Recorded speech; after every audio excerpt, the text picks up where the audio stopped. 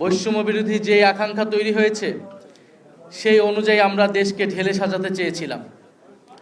সেই লক্ষ্যে আমাদের রাজনৈতিক দল গঠন এবং নির্বাচনের সময় আমরা জনগণকে কমিট করেছিলাম যে এবারে নির্বাচন কোনো অতি সাধারণ নির্বাচন নয়, এটা দেশ পরিবর্তনের নির্বাচন, রাষ্ট্র সংস্কারের নির্বাচন। কারণ এই নির্বাচনে গণভোট অনুষ্ঠিত হয়েছে সাধারণ নির্বাচনের পাশাপাশি।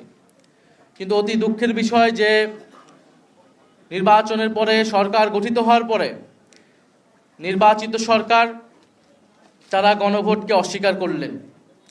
তারা এই নির্বাচনকে জুলাই গণ অভ্যুত্থান পরবর্তী যে লেগেসি, সেই লেগেসি থেকে বিচ্ছিন্ন করে তারা একটি সাধারণ ক্ষমতার পট পরিবর্তনের নির্বাচনে পরিণত করলেন এবং সংবিধান থেকে শুরু করে অন্যান্য যেই সংস্কার, আমাদের যে গুরুত্বপূর্ণ সংস্কারের অধ্যাদেশ ছিল, আমরা যে এই দেশে একটা গণতন্ত্র প্রতিষ্ঠা হবে, দেশে অর্থনৈতিক বৈষম্য দূর হবে, সেই সংস্কারগুলোকে এই সরকার একে একে বাতিল করে দিচ্ছে।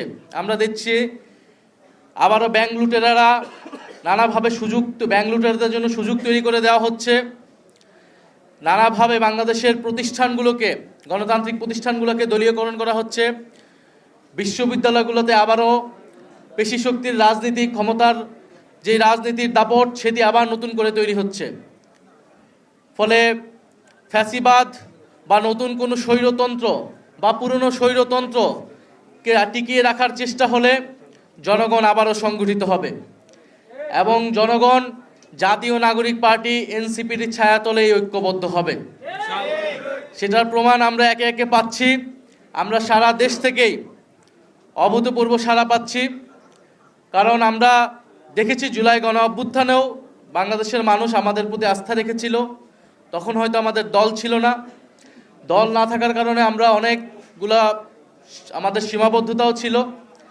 আমরা চাই যে একটি সুসংগঠিত রাজনৈতিক দল যারা বাংলাদেশকে নেতৃত্ব দিবে, বাংলাদেশের তরুণ প্রজন্মের আকাঙ্ক্ষাকে ধারণ করে বাংলাদেশকে আন্তর্জাতিকভাবে একটি মর্যাদাপূর্ণ রাষ্ট্র হিসেবে প্রতিষ্ঠা করবে, এই দেশের মানুষের কর্মসংস্থান নিশ্চিত করবে, বৈষম্য দূর করবে এবং গণতন্ত্র নিশ্চিত করবে।